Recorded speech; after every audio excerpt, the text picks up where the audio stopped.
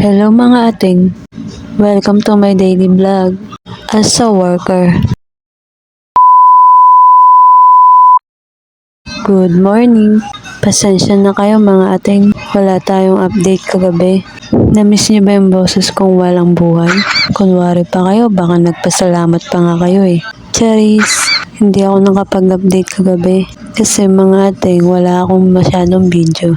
Dalawa lang yun, medyo mahaba lang. Tsaka medyo late na rin talaga kami nakauwi kagabi. Paggising ko nga, pagsilap ko sa bintana ay umuulan pala. Medyo malakas nga kasi madilim ang langit. Pero kahit na ganon, may pasok pa rin tayo. Siyempre, ulan lang yan, empleyado tayo.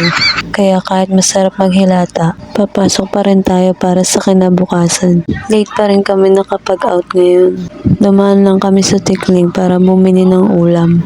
Natakam nga ako sa mango hehe kaya nagpabili na rin ako. Pang refreshing lang. O siya, hanggang dito na lang. Good night. Bye bye.